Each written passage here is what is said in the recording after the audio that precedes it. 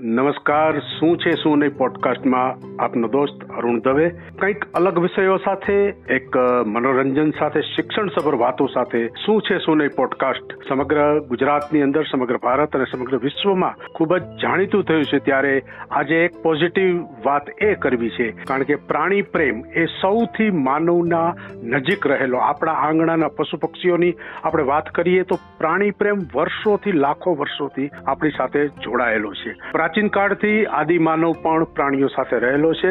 તો આજની 21મી સદીમાં આજે પ્રાણીઓ પ્રત્યેનો અપાર પ્રેમ યુવા વર્ગ જ્યારે એને વધુ પાડી રહ્યો છે, ત્યારે આપણે આ વિષયક આજે વાત કરવી છે. આજના આપના પોડકાસ્ટના ગેસ્ટ છે ડોક્ટર A.B. ગડારા. ગડારા સાહેબે છેલ્લા 14 વર્ષ તો સતત એનિમલ હેલ્પલાઇનમાં કામ કર્યું છે, અને આજે એમની સાથે આપણે અલગ અલગ જે આ પ્રાણીઓ પ્રત્યેની જે વાત છે એની આપણે વાત કરીશું. ગડારા સાહેબ, આપનું ખૂબ ખૂબ સ્વાગત છે. નમસ્કાર. ખાસ કરી અને ગડારા સાહેબ, મારે એ જાણવું છે કે વર્ષો પહેલા જ્યારે લોકો શ્વાન ને આ બધું પાડતા હતા અને અત્યારના પાડતા હતા, એમાં શું ફેર જોવા મળે છે? જયારે વર્ષો પહેલા પડાતા ને ત્યારે કેવું હતું, સોશિયલ મીડિયા નહોતું, એટલે માણસોને દિવસમાં કામ કાઢવું હોય તો કઈ રીતે કરવું, તો એ લોકો પોતાના એન્ટરટેનમેન્ટ પ્લસ પોતાની કમ્પેનિયન માટે એનિમલ રાખતા, કે જેવી કન્વીનિયન્સી, અમુકને બર્ડની કન્વીનિયન્સી હોય, અમુકને ડોગની હોય, તો એ લોકો પોતાના એટેચમેન્ટ માટે, પોતાના ટાઈમપાસ માટે પોતાના પેટ તરીકે રાખતા. અને અત્યારના યુગમાં કેવું છે, થોડું સોશિયલ મીડિયા ઉપર જતું રહ્યું છે, માણસો દેખાદેખીમાં રાખવા માંડ્યા. પેલા કેવું હતું કે ભાઈ જે લોકોને નીડ, એકચ્યુઅલ નીડ હોય કે ભાઈ મારે જરૂર છે, હું એકલા છું તો કે હું ડિપ્રેશનનો શિકાર ન બનું, મારે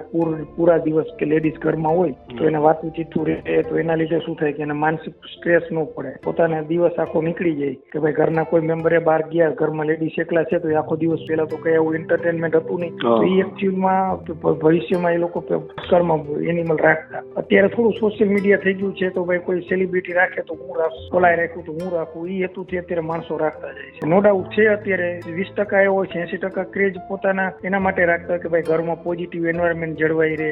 અત્યારે છોકરાઓ છે તો મોબાઈલના દૂષણમાં વધારે ઘૂસતા જાય છે, તો થોડું ઘરે એનિમલ હોય તો મોબાઈલની ટેવ ઓછી પડે કે ભાઈ એમાં એક્ટિવનેસ રહે, સવારે જાગવાનું ટાઈમસર થઈ જાય, મોડા સુવાની ટેવ હોય તો એમાં પણ બેનિફિટ. એના માટે પણ ઘણીવાર એનિમલ અત્યારે પાળતા હોય છે. ખાસ કરીને જે આંગણાના પશુ પક્ષીઓ આપણે વર્ષોથી પાળતા આવ્યા છીએ, બરોબર છે, ગાય છે, કૂતરો, બિલાડી, એમાં એ વખતે જે આપણા સાથી મિત્રો હતા, સ્ટ્રીટ ડોગ, શેરીના જે શ્વાન હતા, એ ચોરીથી આપણને બચાવતા અને ઘણી બધી રીતે હેલ્પ કરતા. તો આજે એની ઘણી દુર્દશા જોવા મળે છે. એના પાછળનું કારણ શું છે? જો અત્યારે મેઇન દુર્દશા આપણે સ્ટ્રીટ ડોગ ની જોઈએ ને તો રાજકોટમાં જ છે, ચોરીના બનાવ બને છે. આથી તમે પ્લે બેકમાં જાઓ 10 વર્ષ પહેલા કે આવા ચોરીના બનાવ ન બનતા, માણસો ખુલ્લા દરવાજા રાખીને સુઈ શકતા. એનું કારણ શું કે શેરીમાં ડોગ હતા. અત્યારે નગરપાલિકા RMC નો પ્રોગ્રામ ચાલુ કર્યો, ABC નો, એ લોકો ખસી કરી નાખે. શેરીમાં એક પણ ડોગ હોતું નથી, બરાબર. તો ચોરી કરનાર કોણ હોય છે? આપણી શેરીમાં જે ફેરિયા લોકો આવ્યો હશે ને એમાંથી, બરાબર. તો એ લોકોને ઓળખતા હોય કે ભાઈ આ લોકો ચોર છે, તો એ પ્રોટેક્ટ કરે, એ ભસે, તો આજુબાજુમાં આડોશી પાડોશીની ઊંઘ ઉડી જાય, બરાબર. હવે ડોગ રહ્યા નથી શેરીમાં, આ લોકો સ્ટ્રીટ ડોગ જતા રહ્યા એટલે ચોરીના પ્રમાણ વધી ગયા. ઘરમાં બહાર ઇન્ફોર્મ કરવો નથી કે ભાઈ શેરીમાં કોઈ અજુગતું માણસ આવ્યું, ડોગ ડિટેક્ટ કરી જાય કે ભાઈ આ અજુગતું છે, તો અજુગતું કોઈ ડિટેક્ટ કરવાનું શેરીમાં હવે રહ્યું નથી. માણસોને સ્ટ્રીટ ડોગ પ્રત્યે થોડી માનવતા ઘટી ગઈ છે. શેરીમાં કોઈ ડોગ રહે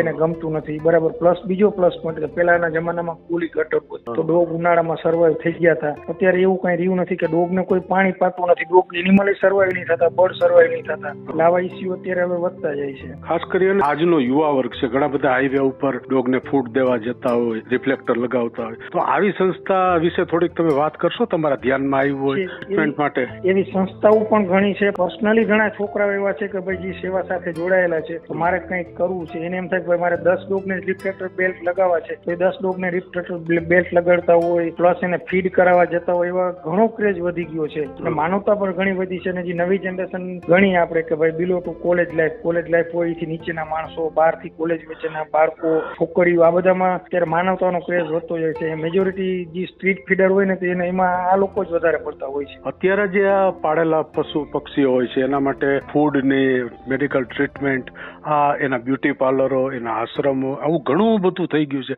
તો આ વિશે દર્શકોને માહિતી આપશો? અત્યારે પાળેલા એનિમલ માટે આશ્રમ સદભાવના પ્રોગ્રામ છે, તો ભાઈ ઇન્જર્ડ ડોગ હોય તો સદભાવના વાળા રાખી લે. પ્લસ શેરીનું કોઈ એનિમલ ઇન્જર્ડ થયું હોય તો એને એનિમલ હેલ્પલાઇન છે, તો એ સારવાર કરે. પ્લસ અરમ ગ્રુપનું દવાખાનું છે, કાકીનાથનું દવાખાનું છે. આ લોકો ચેરિટીના ક્લિનિક છે કે જે લોકો મેન્ટેન કરતા હોય આ બધું. ઉપરાંત પ્રાઇવેટ ક્લિનિક પણ હોય છે કે જ્યાં લોકો ભાઈ ચેરિટીમાં નહીં અનુકૂળ હોય તો પ્રાઇવેટમાં લઈ જાય. બરાબર, આવી રીતે ફેસિલિટી અવેલેબલ હોય જ છે બધે. પ્લસ સરકારી દવાખાના હોય છે.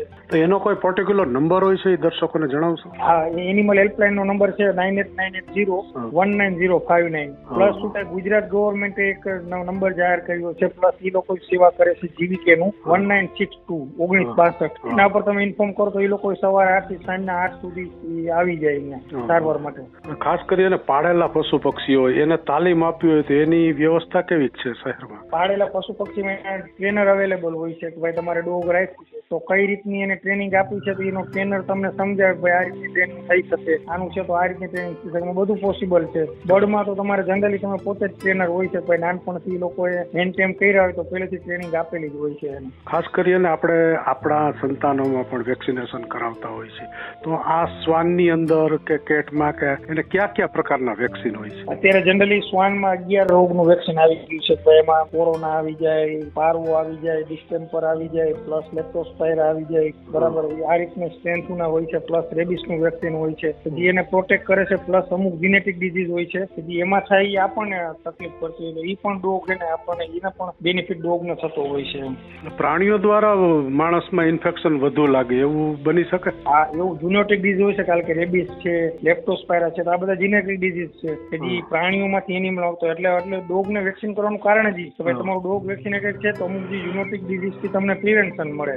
ખાસ કરીને જે તમે કોરોનાની વાત કરી તો જે માણસનો કોરોના હતો એ જ કોરોના છે? એ કોરોના અલગ હોય છે, આખો વાયરસ અલગ હોય છે. જનરલી એનિમલના કોરોનામાં શું થાય છે, ગેસ્ટ્રિક સિમ્પટમ હોય છે, ડાયરિયા, વોમિશન થાય, બ્લડી ડાયરિયા થાય. એને ચેસ્ટ ડાયરે કોઈ લેવા દેવા હોતા નથી. હ્યુમન કોરોના છે તો એ આખું રેસ્પિરેટરી સિસ્ટમ હારે સંકળાયેલું છે. અત્યારે આ લોકો જનરલી યુવા વર્ગ છે, કોલેજિયનો છે, એ પેટ વધુ પાડતા હોય છે, તો કેવા કેવા પ્રકારના પાડતા હોય છે? જનરલી અત્યારે ડોગમાં જો લેબ્રાડોર વધારે યુઝ રાખતા હોય છે, જર્મન શેફર્ડ એ વધારે રાખતા હોય છે. ઇન્ડસ્ટ્રીયલ લેવલમાં જાવ તો રોટવીલર વધારે પડતા, ડોબરમેન વધારે પડતા યુઝ થતા હોય છે. બર્ડમાં જુઓ તો સન કન્યુર, ગ્રે, કોકટેલ, લવબર્ડ, બજરીગર આ બધાના ટ્રેન્ડ વધારે હોય છે રાખવા માટે. મોર બાકી શોખ પ્રમાણે સારી સારી બ્રીડના પણ ડોગ મળી રહે. ભાઈ બુલ ટેરિયર હે, ગોલ્ડન રિટ્રીવર હે, જર્મન શેફર્ડ ઉપરાંત બીજી બેલ્જિયમ શેફર્ડ છે. આવા ડોગ પણ ઇન્ડસ્ટ્રીઝમાં જોવા મળતા હોય છે. ખાસ કરીને આ એનિમલ્સનો જે રૂલ્સ આવ્યો છે એટલે લીલા પોપટને એ તો હવે પાડવાની મનાઈ છે ને, આ વિશે વાત કરશો? એ જનરલી બાન જ છે. બાન છે એટલી વસ્તુ કોઈ રાખવાનો મતલબ નથી કે સૂરજ કાચબા રાખતા હોય કે આપડા રીંગને પેરોટ રાખતા હોય છે એ લોકોને સુરો પોપટ કઈ રાખવાની બધી મનાઈ જ હોય છે. એટલે લીગલી પ્રોહિબિટેડ જ છે. પછી આ લોકોના દર વર્ષે ડોગ શો થતા હોય છે, તો એમાં શ્વાનને લઈ જવું હોય તો દર્શક મિત્રો તમને પ્રશ્ન થશે, તો એ વિશે ગડારા સાહેબ માહિતી આપશો? જનરલી ડોગ શો કરે ને ત્યારે લોકો પ્રેસ નોટ આપતા હોય છે, ત્યારે હું રજીસ્ટ્રેશન કરાવવાનું. રજીસ્ટ્રેશન કરાવે એટલે એમાં એ લોકો માહિતી આપે ભાઈ તમારે આ રીતનું ડોગને તૈયાર કરીને લાવવાનું. ત્યાં પછી એનું એક્ઝામિનેશન થતું હોય ભાઈ એનું બિહેવિયર કેવો છે, બ્રીડ કેવી છે, કોમ્પેનિયન કેવું છે, એના ઉપર એને રેન્કિંગ આપવામાં આવતું હોય.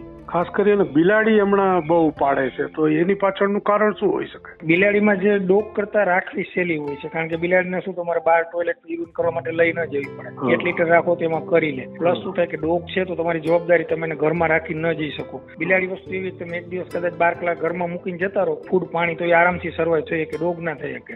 અમુક લોકો બીજી હોય કે જે ભાઈ જોબ કરે છે સવારે 8 થી સાંજના 8, તો એ લોકોમાં બિલાડીનો ક્રેઝ વધારે હોય, કારણ કે ડે ટાઈમમાં પૂરી જાય, રાત્રે ના ભેગી રહે એટલે એને કમ્પેનિયન પણ મળે. પણ પ્લસ શું થાય જેને પોતે પેટનું રહે એનું લાગે એવું. ડોગ એ રીતે રહી ના શકે. પ્લસ કેવું થાય બિલાડી તમે સાથે લઈ જઈ શકો, 2 દિવસ બહારગામ જવું તમારી સાથે કેરિયર થઈ શકે. ડોગને તમારે ગમે હોસ્ટેલમાં જ મૂકવું પડે, મોટી બ્રીડ હોય તો અમુકને ગમે ના ગમે વ્યવસ્થિત રાખ્યું તો બીજાને કેમ મારે મૂકવું. આવા ઇસ્યુ ડોગમાં થતા હોય એટલે પબ્લિકનો ક્રેઝ બિલાડી તરફ વધારે હોય. ખાસ કરીને જે આ એક્ઝોટિક બર્ડ્સ હોય કે જે હોય એ આ ડોગ્સ છે, તો એને આપણે એનું જે ડોગ ફૂડ આવે છે એ જ આપવું પડે? ઘરનો ખોરાક અપાય કે ના અપાય? ઘરનો ખોરાક આપી શકો એવું જરૂરી નથી, પણ ડોગ ફૂડ ની ટેવ રાખો કે ભાઈ દિવસમાં 1 વાર ડોગ ફૂડ આપો, 2 વાર ઘરનું આપો. ઘરમાં કેવું હોય કે ભાઈ તળેલું, ગળ્યું, આથાવાળું, મેંદાવાળું, એપલ, દ્રાક્ષ આ બધી વસ્તુ મનાય હોય છે. મિલ્ક છે એ બધું નહીં આપવાનું. બાકી દહીં, ખીચડી, ભાત આપી શકો.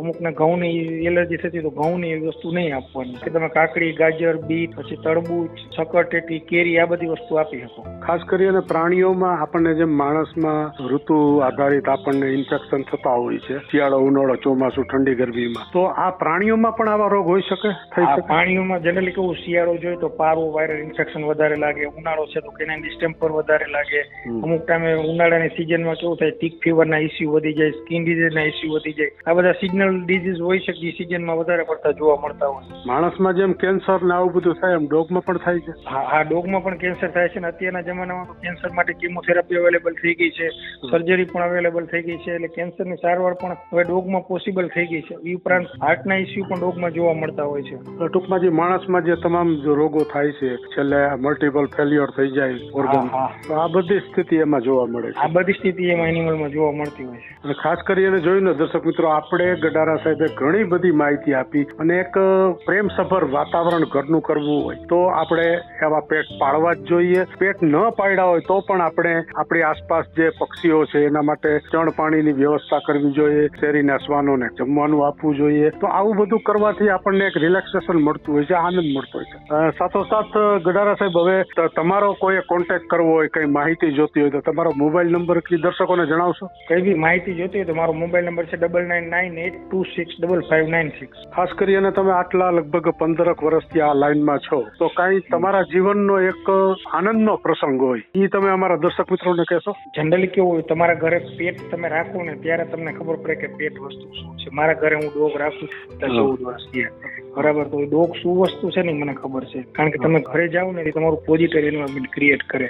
ઘણી વાર કેવું હોય કે તમારો પોતાનો સન હોય, તમે 5 મિનિટ પછી પાછા ઘરે જાઓ તો તમને રિફ્લેક્ટ એટલો આનંદથી ન કરે. ડોગ વસ્તુ એવી છે કે તમે 6 મહિને તમારા ઘરે આવો પ્લસ 6 મિનિટ પછી તરત આવો તોય તમને સેમ પ્રેમ આપે કે ભાઈ તમારે એટલું કોમ્પેનિયન રહે, તમારે રમે, તમારી થકાન હોય ને એ તમારી દૂર કરી દે, તમારા ભેગું હોય, ઘરનું તમારું એન્વાયરમેન્ટ પોઝિટિવ કરી દે કે ભાઈ આ ડોગ છે તો જો મને મારો ટાઈમ નીકળી ગયો, મને એની સાથે બોલા ચાલુ થાય, વાતચીત થાય. એના માટે આ બધી વસ્તુ જરૂરી છે. ખૂબ જ સારી વાત કરી. હવે અંતમાં પ્રશ્ન એક છેલ્લો છે કે ખાસ કરીને અત્યારે ટોય બ્રીડ, જે નાની બ્રીડ હોય છે, એ લોકો વધુ પાડે છે, એની પાછળનું શું કારણ હોય? નાની બ્રીડ છે ને ઈઝી ટુ હેન્ડલ હોય છે કે દાખલા તરીકે ચલો આપણે કોઈ મોટી બ્રીડ છે તમારે બહાર લઈ જવી તો કોઈ ઓલ્ડ એજ વાળા હોય, દાદા દાદી, તો એનું કામ નથી હેન્ડલ કરીએ. સિજ્જુ જેવી નાની બ્રીડ હોય, પોમેરિયન હોય, કલ્ચર પોમેરિયન હોય, આવી ટોય બ્રીડ હોય કે જે ઓલ્ડ એજ દાદા દાદી હોય તો એ મેનેજ કરીએ કે એને બહાર લઈ જઈ શકે. પ્લસ શું થાય કે તમારે એક દિવસ પૂરતું બહાર ગામ જવું છે તો એને ક્યાં રાખવાનો પ્રશ્ન ક્રિએટ ન થાય, તમે તમારા સાથે લઈ જઈ શકો, કારણ કે એનું વેટ 8 થી 10 કિલો હોય. તમારી સાથે ઇઝીલી સર્વર થઈ જાય. તમે 2 વ્હીલમાં જતા હોય તો પણ તમારી સાથે આરામથી રહી શકે.